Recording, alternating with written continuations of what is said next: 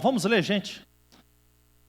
E chegada a hora sexta, houve trevas sobre a terra até a hora nona. E a hora nona, Jesus exclamou com grande voz, dizendo, Eloi, Eloi, lama sabachthani, que traduzido é, Deus meu, por que me desamparaste? E alguns do que ali estavam, ouvindo isso, diziam, eis que chama por Elias.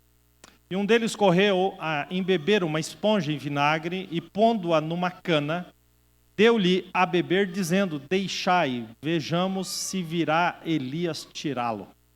E Jesus, dando um grande brado, expirou, e o véu do templo se rasgou em dois, de alto a baixo.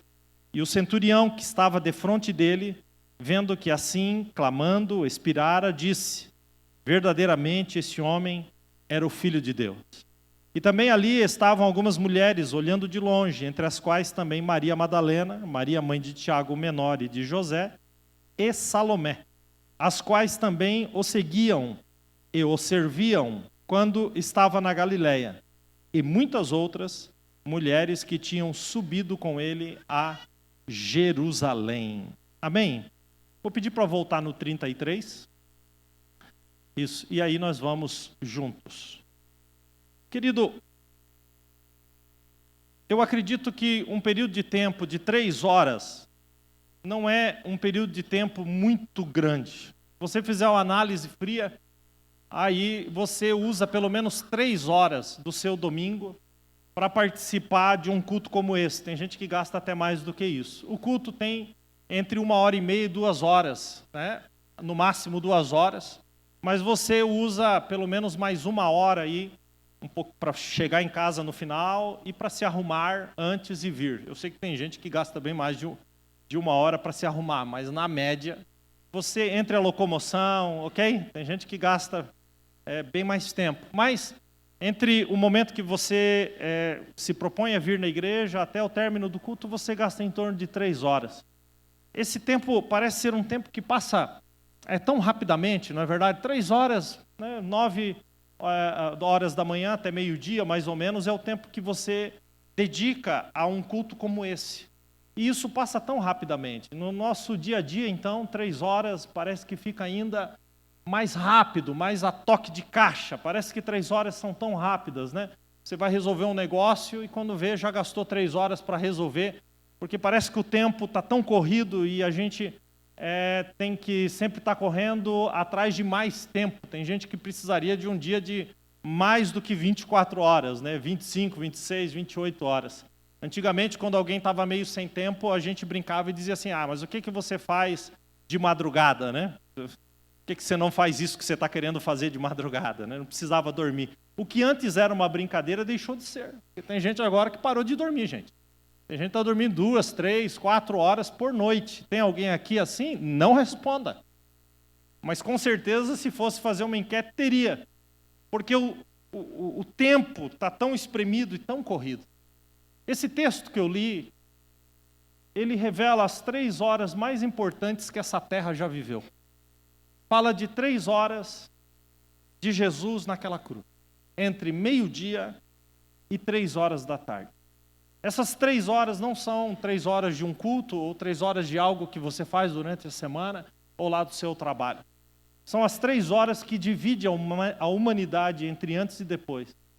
São as 3 horas que arranca do inferno uma multidão e coloca dentro do céu. São 3 horas que terminam e culminam na salvação da humanidade. Óbvio que antes de Jesus chegar aqui nesse momento, nessas 3 horas finais da sua vida terrena, ele já tinha passado por muitas coisas. No dia anterior, ele havia participado de um momento como esse que nós vamos participar, de uma ceia. Jesus, ele participa da ceia, ele parte o pão, ele institui a ceia com um cálice e ele canta um hino. Na ceia ele é traído ali, ele já reconhece Judas como o traidor. O diabo entra em Judas na ceia e ao terminar aquele momento ele canta um hino e sai. Ele sai, queridos, da ceia para cumprir o seu propósito. Eu preciso dizer isso. Tem gente que vê a ceia como uma espécie de talismã. Tem gente que vê a ceia como uma espécie de ritual de proteção. Tem gente que tem essa expectativa na ceia. Tem gente que diz, não, eu tenho que ir lá, porque uma vez por mês, porque se eu preciso ir para eu ficar protegido, né, pelo menos aquele mês. E as pessoas vão para esse campo. E acreditam, às vezes, que porque participam da ceia, não vão enfrentar problemas, nem lutas, nem dificuldades. Mas se você olhar para a ceia, a primeira ceia que foi instituída, já começa com o fato de que o diabo entrou em Judas na ceia, em que Jesus estava. Eu preciso dizer para você que Jesus saiu da ceia para morrer, para entregar a sua vida. O que eu posso afirmar para você é que você participando da ceia não garante que você não vai ter problemas, ou não vai enfrentar dificuldades, ou vai ser impedido de sofrer. Mas eu garanto para você que a ceia te impulsiona a viver o seu propósito, seja ele com sofrimento ou não. A ceia te empurra para o propósito, para o propósito. Jesus sai da ceia naquele dia, naquele cenáculo, e ele vai para o jardim do Getsêmani. E naquele jardim, vocês conhecem, não é esse o assunto, mas ele, na prensa de azeite, ali ele é prensado, ali o sangue escorre no seu suor, ali toda a pressão, é ali que ele diz, Pai, se for possível, afasta de mim esse cálice, mas não seja feita a minha vontade, sim a sua. É ali que Judas beija Jesus, depois da ceia.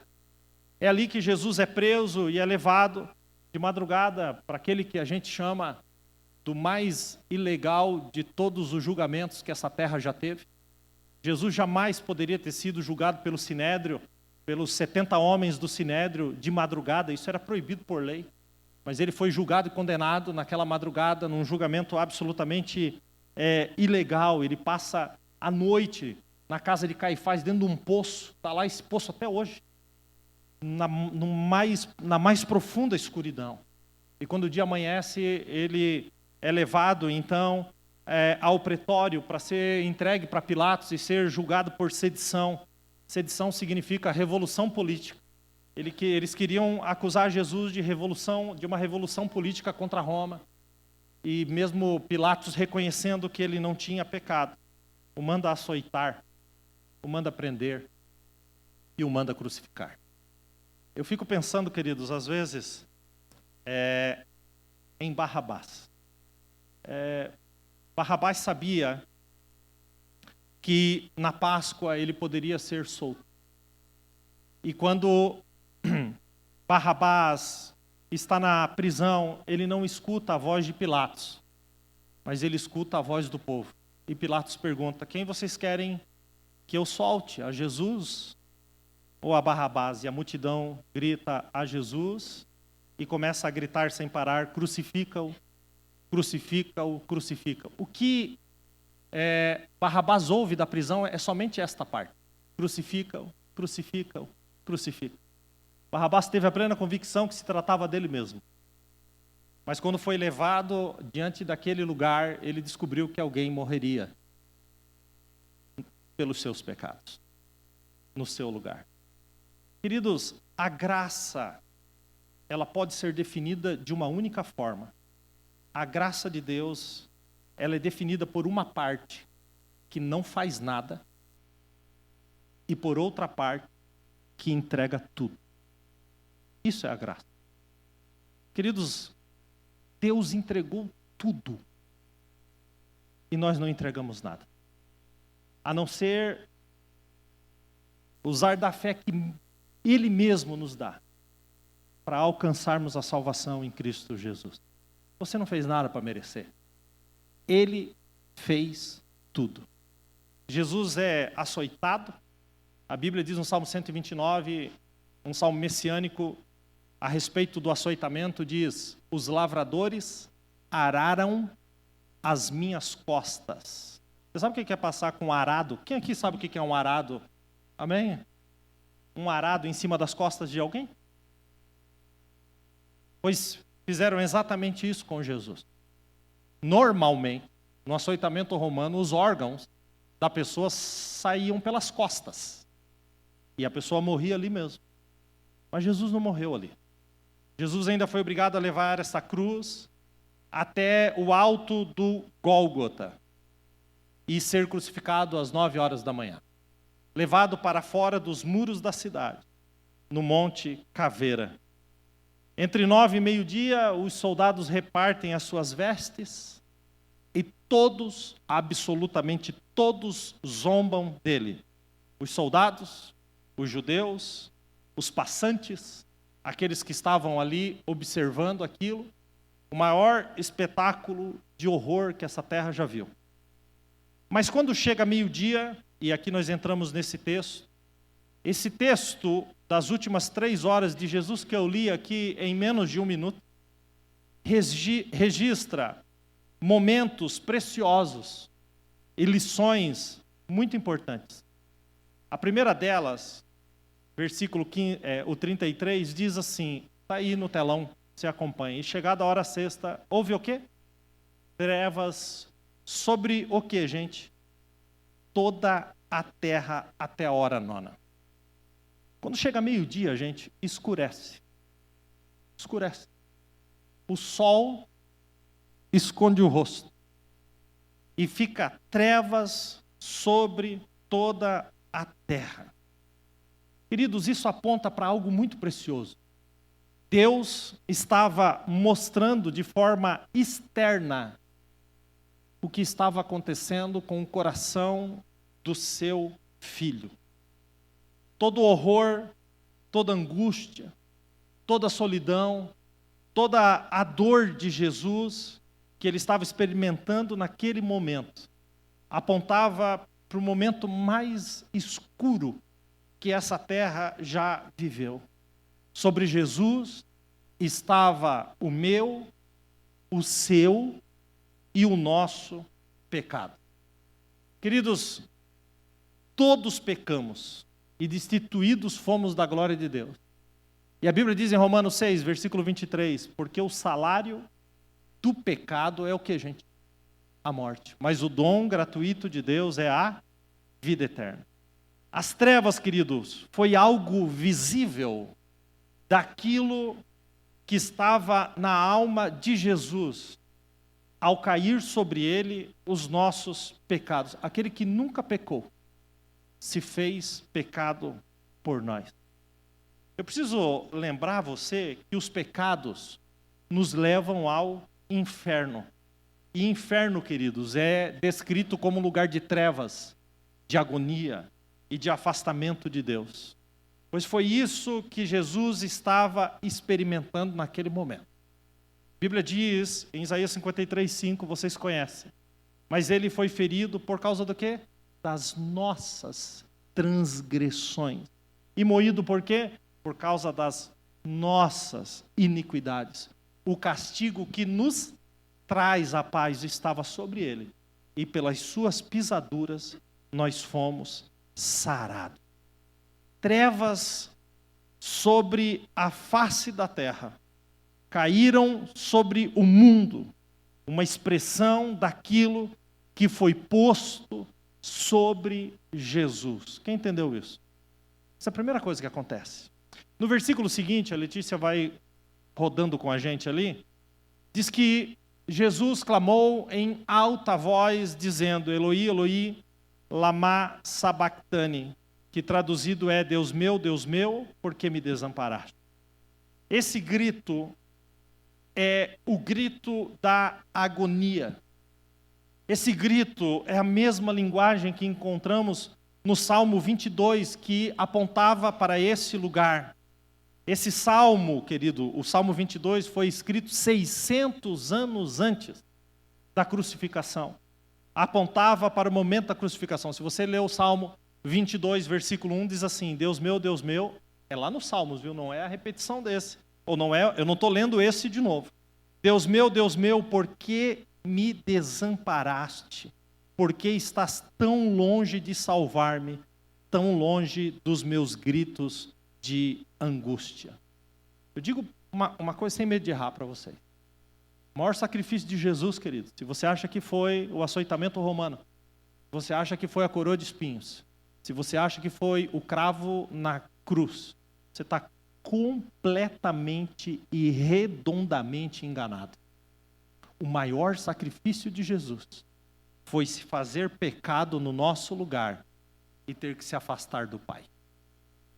Esse foi o maior sacrifício de Jesus. A gente gosta de olhar para o sacrifício físico dele, mas esse foi o maior sacrifício. Essas palavras expressam a angústia de Jesus, quando o Pai, por causa do pecado que estava sobre o Filho, virou o rosto. O Pai entrega o Filho na forma humana ao mais profundo sofrimento. E qual era o mais profundo sofrimento para Jesus? O afastamento do consolo e da presença do Pai. Por isso o grito do nosso representante de Jesus: Deus meu, por que me desamparaste? 2 Coríntios 5:21 diz assim: aquele que não conheceu o pecado, se fez pecado por nós. Para quê? Para que nele nós fosse feito justiça de Deus. Quem está entendendo isso, diga amém? Ele sofreu a nossa culpa. Ele pagou a nossa dívida. Ele deu a vida para nos justificar. Ali estava Jesus na cruz. Trevas por fora. Trevas por dentro. Mas não aconteceu só isso. No versículo seguinte, no 35, os que estavam ali ouvindo ele gritar Eloi, Eloi, lama sabachthani, diziam: eis que chama por Elias, que tem a mesma fonética. Acharam que Jesus estava chamando por Elias. O grito dele foi mal compreendido. E havia uma tradição da época de que Elias responderia à oração de quem se dirigisse a Elias. Não é muito diferente das tradições de hoje. Meu irmão, só existe um mediador entre Deus e o homem: Jesus Cristo, nosso Senhor. Você pode orar para quem você quiser, mas para chegar em Deus é só através de Jesus. Quem entendeu isso? Amém? A Bíblia vai dizer no 36 que um deles correu a embeber uma esponja em vinagre, o colocou numa cana e deu a beber, dizendo: deixai, vejamos se virá Elias tirá-lo. Esse vinagre, queridos, não pense que alguém tinha ali tinha passado numa mercearia e estava por acaso com um litro de vinagre. O vinagre era o anestésico da época. E eles davam esse anestésico para que a pessoa que estivesse ali tivesse menos dor ou se sentisse anestesiado e assim prolongasse aquele espetáculo.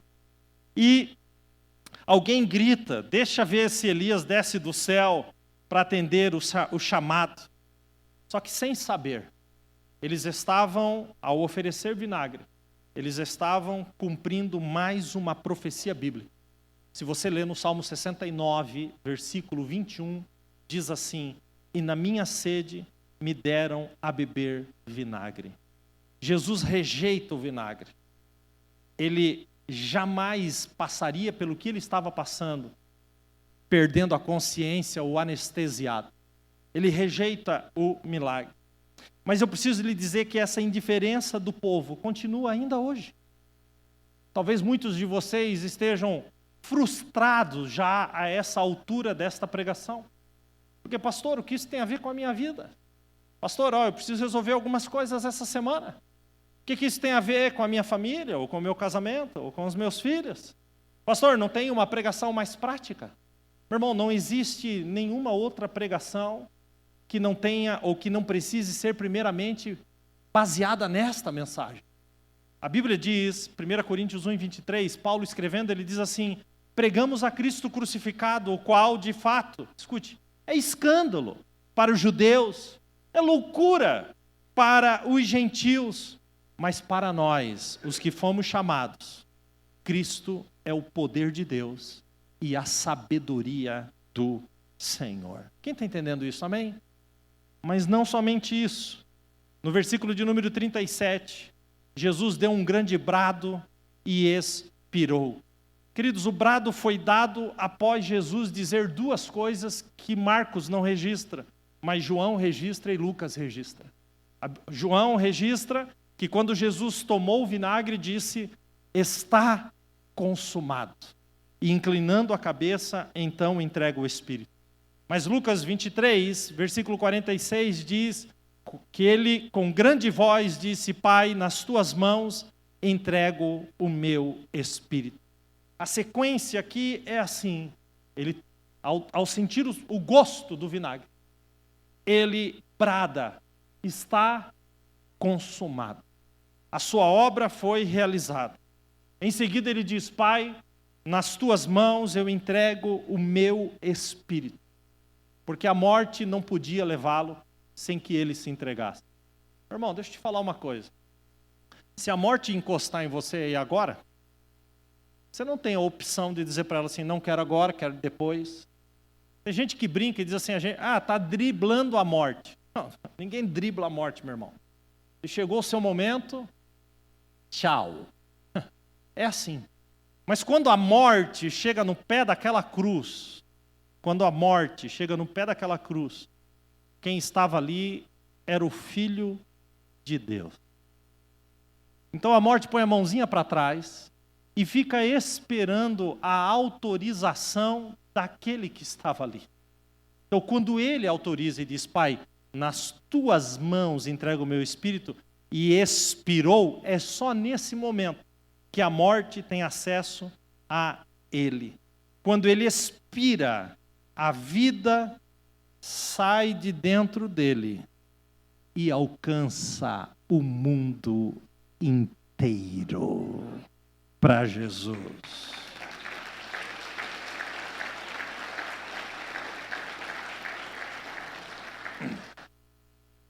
Não tem nada a ver com o assunto, mas eu preciso só fazer um parênteses aqui.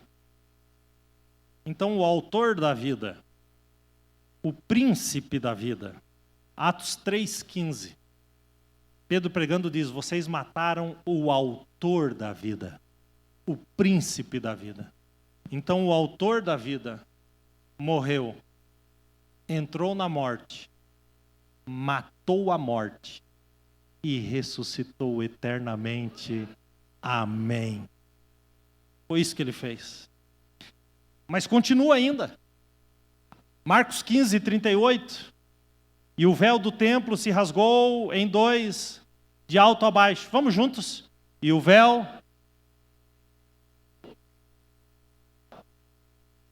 Enquanto Jesus estava na cruz, ali perto, no templo, estava acontecendo os sacrifícios das 3 horas da tarde. Os sacerdotes sacrificavam os animais e derramavam seu sangue no altar. Queridos, dentro do templo, isso acontecia no pátio. Tinha um lugar santo e o lugar santo dos santos. E no lugar santo dos santos era separado do lugar santo por um véu. Vocês já me viram muito falar sobre isso aqui. Havia um véu e atrás do véu a arca da aliança. Queridos, dentro da arca a vara de Arão, as tábuas da lei e o vaso com maná. A arca simbolizava a presença de Deus. Presta bem atenção, em nome de Jesus. Olha só. Só entrava no Santo dos Santos o sumo sacerdote uma vez por ano para pedir perdão por todos os pecadores. Uma vez por ano. Escute bem isso. Quando Jesus morreu, a presença de Deus invade aquele lugar e o véu do templo, que segundo Joséfo, se pegasse 6 juntas de boi de um lado e 6 juntas de boi do outro lado e amarrasse a corda no véu e puxasse do lado contrário, não tinha capacidade de rasgar esse véu. Tamanha era a sua espessura. A Bíblia diz, que está aí nesse versículo, que o véu, naquele momento, rasgou-se sozinho. Sim ou não? Não. O véu não se rasgou sozinho. Escute bem. E o véu do templo se rasgou em 2. Da onde para onde? Queridos, rasgou de alto a baixo e não de baixo para cima, porque não é obra humana, de baixo para cima. mas é Deus rasgando de cima para baixo. Deus rasgou. E alguém diz assim, o véu foi rasgado para que nós entrássemos. Querido, o véu foi rasgado para a presença de Deus sair e habitar dentro de cada um de vós. Ou não sabeis que sois o templo do Espírito Santo e que o Espírito Santo habita em vocês? Vou abrir outro parênteses aqui. No céu, em Apocalipse, João chega lá e diz assim, no céu não há templo, somente o Cordeiro. Sabe o que isso significa? Que aqui na terra, Deus mora em nós, mas no céu, a gente vai morar em Deus. Quem entendeu isso? Então dá um amém, gente. Vocês estão fracos, hein? Rapaz, eu estou pregando mesmo para vocês? Quem vai para o céu? Amém, glória a Deus. Jesus acaba de entregar a sua vida e o véu se rompe. Queridos, Jesus foi o nosso precursor. Ele entra nesse lugar e traz de lá a presença do próprio Deus. Vou provar isso para você. Hebreus 6, 19 e 20. A qual temos como âncora na alma, segura e firme, aquele que penetrou até o interior do véu. Onde Jesus, nosso precursor, entrou por nós, ele foi feito eternamente sumo sacerdote. Segundo texto, Hebreus 9, 11 e 12. Mas vindo Cristo, o sumo sacerdote, dos bens futuros, por um maior e mais perfeito tabernáculo, não feito por mãos de homens, nem por sangue de bodes, nem de bezerros, mas por seu próprio sangue, entrou uma vez no santuário, havendo efetuado uma eterna redenção. Vou explicar isso aqui para você. Como é que funcionava? Eu pecava, aí eu trazia um animal na rua, chegava lá no templo, todo mundo via na rua, eu trazendo animal, o povo olhava, esse cara pecou, hein? Olha o cara arrastando lá. Aí chegava lá, aí o sacerdote pegava e se fosse eu lá, colocaria a mão sobre o animal numa espécie de transferência de pecado, porque o pecado exige morte. Então, para que eu não morresse, o sangue daquele animal era derramado. Daquele sangue era tirado pelo sumo sacerdote, e o sumo sacerdote pegava aquele sangue e ia até no lugar santo dos santos, em cima da arca da aliança, no propiciatório, e daquele sangue ele aspergia lá dentro. Assim era feita a remissão de pecados. Quem entendeu, amém? O sangue é uma coisa, o sumo sacerdote é outra. O que esse texto está me dizendo aqui é que Jesus se fez o nosso sumo sacerdote com o seu próprio sangue. Sabe o que isso está querendo dizer? Sabe o que isso significa?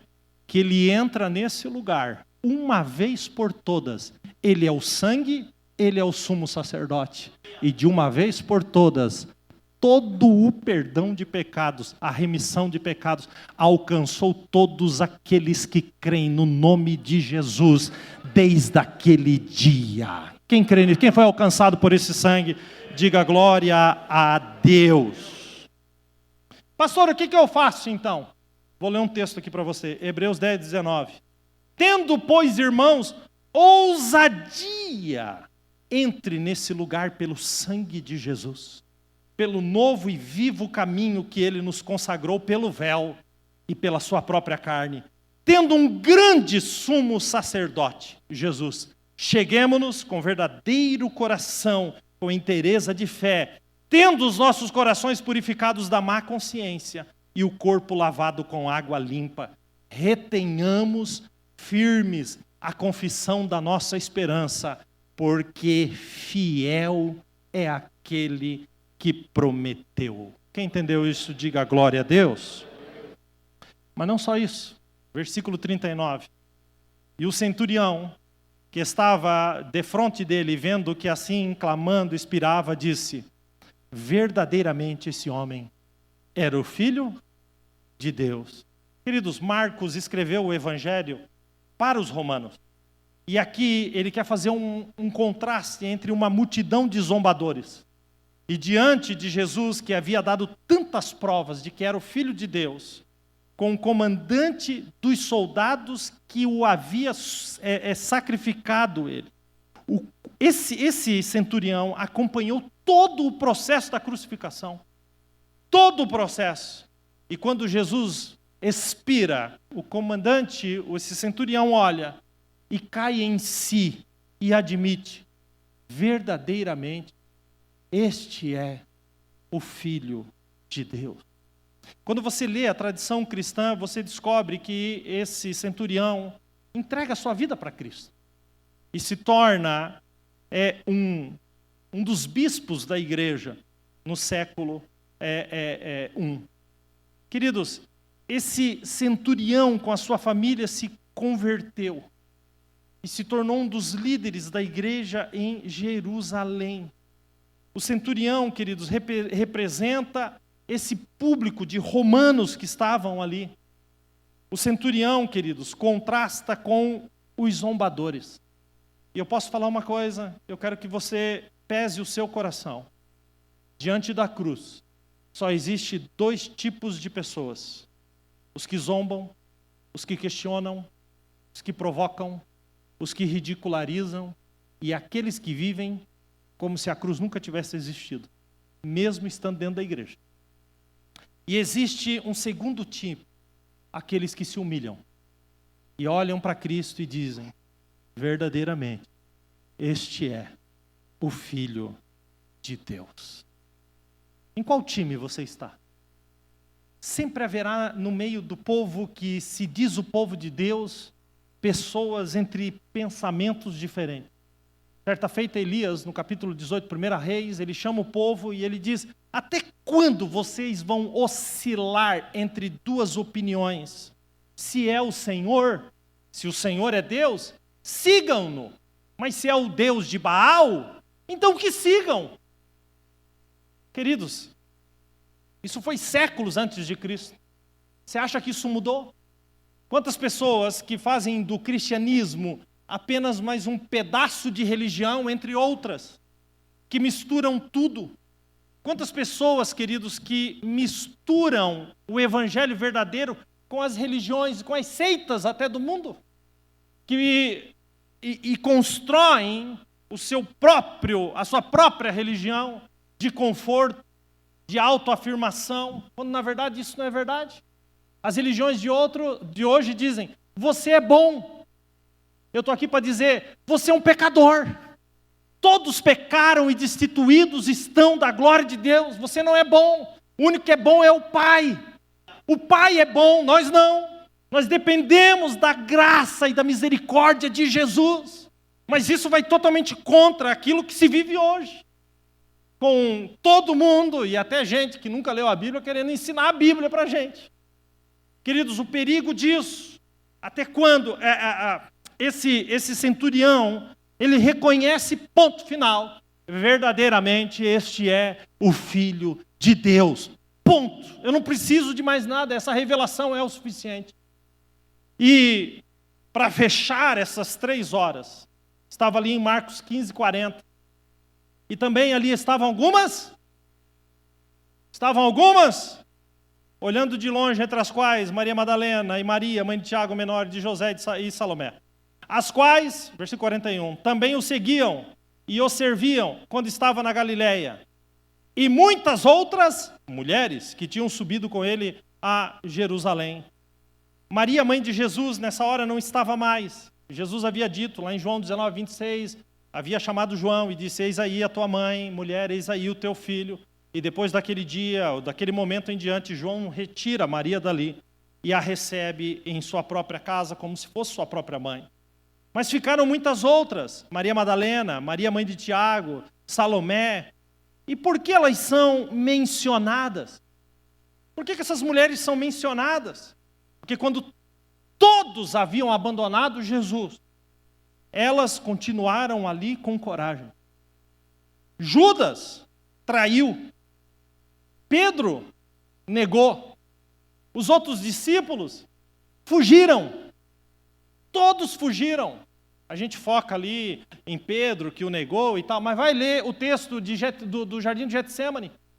Todos fugiram, mas essas mulheres continuaram ao lado de Jesus. E além do amor, elas se dedicavam, os quais também o seguiam e o serviam quando ele estava na Galileia. Onde é que está a mulherada aqui que não conseguiu dar um amém? Eu vou ter que ler tudo, fazer tudo de novo essa parte, para arrancar um amém dessa mulher que está aqui nessa manhã. Amém? Mulheres aí comigo, glória a Deus! Vamos aplaudir as mulheres nessa manhã.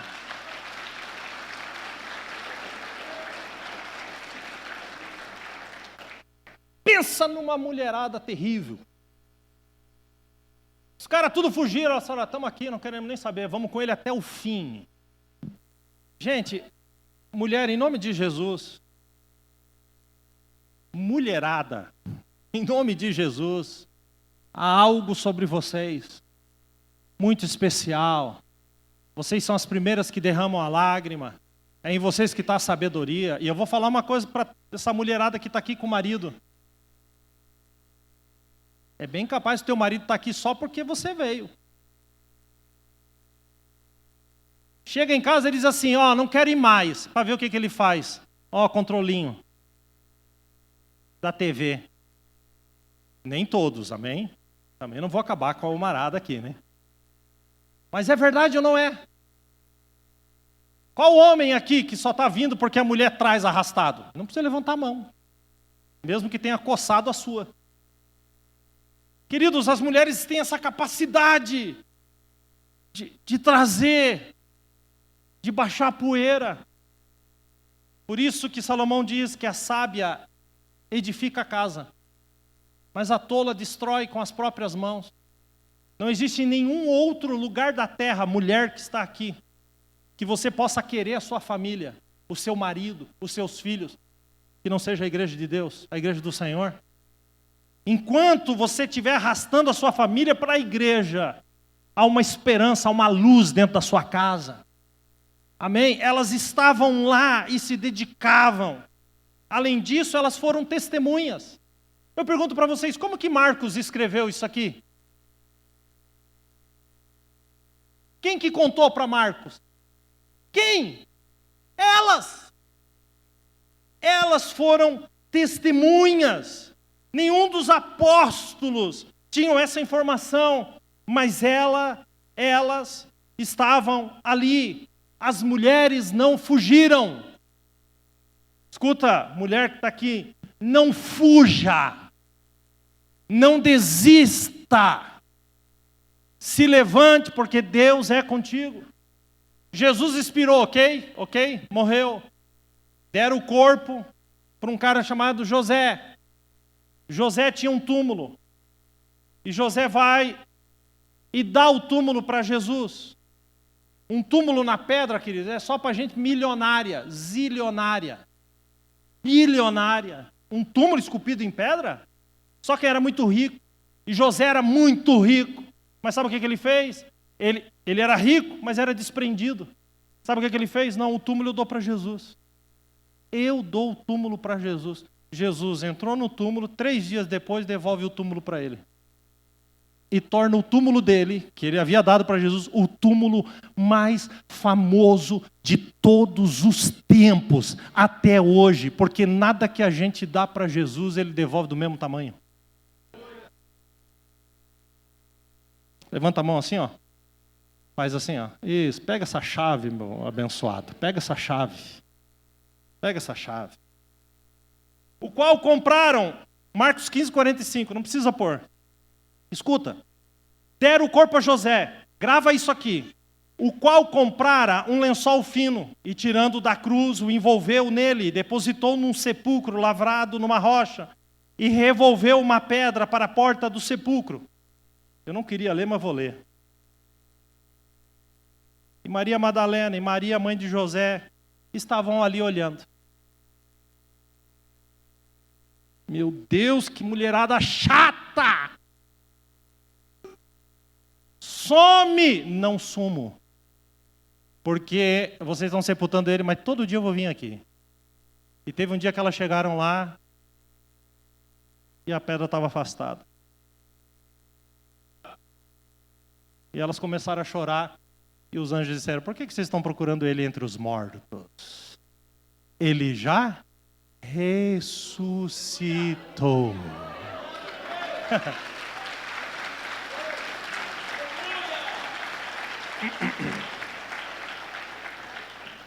Quem está perto de uma mulher, aí diga: abre o teu olho e vive o propósito de Deus em nome de Jesus. Diz para essa mulher que está aí. Né? Amém? Amém. Pastor, terminou o texto. Acabou a pregação? Nem comecei. Estou brincando, gente. Vai mais alguns minutos, mas preste bem atenção. Pastor, eu ouvi a sua pregação, mas o que isso tem a ver de fato comigo? Com a minha vida? E a primeira coisa que eu quero lhe dizer é que você não precisa mais temer a morte. Não precisa mais temer a morte. Porque Jesus tirou o ferrão da morte. Ele experimentou a morte para nos dar a vida eterna. John Wesley escreveu uma frase e diz assim: os salvos não apenas vivem bem, mas morrem bem. Queridos, como pastor, eu já tive numa porção de velórios de gente crente. E enquanto nós estamos sepultando, nós cantamos.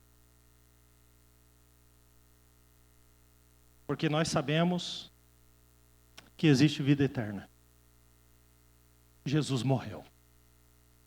Paulo, escrevendo em 1 Tessalonicenses 4:13, diz assim: não quero, irmãos, que vocês sejam ignorantes acerca dos que já morreram, para que vocês não fiquem tristes, como os demais, que não têm esperança. De onde vem a nossa esperança? De que Cristo venceu a morte. Olha o que o escritor aos Hebreus, no capítulo 2, versículo 14, escreve: portanto, visto que os filhos, nós, somos pessoas de carne e sangue, ele também participou da condição humana. Escute agora: para que pela morte de Jesus, ele derrotasse aquele que tem o poder da morte, isto é, o diabo. Olha só, ele derrotou aquele que tem o poder da morte, o diabo, e libertou aqueles que durante toda a vida estiveram escravizados pelo medo da morte. As trevas, a escuridão, o medo que a morte gera, Jesus já venceu a morte. Ok? Segunda coisa que tem a ver com você: o acesso a Deus está completamente aberto. Completamente aberto. Deus se apresenta a nós hoje e nos convida a caminhar em sua direção livremente. Não por obra ou mérito, mas mediante a morte de Jesus. Escuta o que eu vou lhe dizer. Receba o perdão dos seus pecados e faça parte da família onde Cristo é o cabeça. Isso é lindo. Finalmente, não temos mais o julgamento de Deus. Em que aspecto, pastor? Deus poderia com justiça nos punir e castigar por conta dos nossos pecados. Mas Cristo assumiu a culpa. Bebeu o cálice da ira de Deus até a última gota. E nós não precisamos temer o inferno, porque Cristo, nosso representante, morreu a nossa morte. Deus não é injusto para castigar o mesmo pecado duas vezes. Se arrependa dos seus pecados e receba o perdão, porque o preço já foi pago. Finalmente, eu quero terminar desse jeito. O Evangelho não foi inventado. Queridos, quem testemunhou a respeito da ressurreição? Quem testemunhou a respeito do túmulo? Quem foi? As mulheres.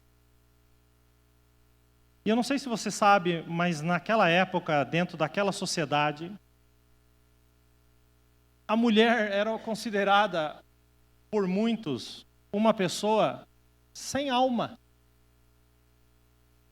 Sem alma. Mulher não era apta a falar sobre assuntos espirituais. Mulher era considerada alguém inferior. Dentro do Império Romano, desta época, a mulher era uma propriedade. Se um dia o cara acordasse meio de capa virada, ele dizia, eu vou matar essa mulher. Podia matar, não tem problema. Não era preso, não era nada. Fazia parte. É isso aí. Mas quando Jesus morreu, Ele não veio resgatar só os homens.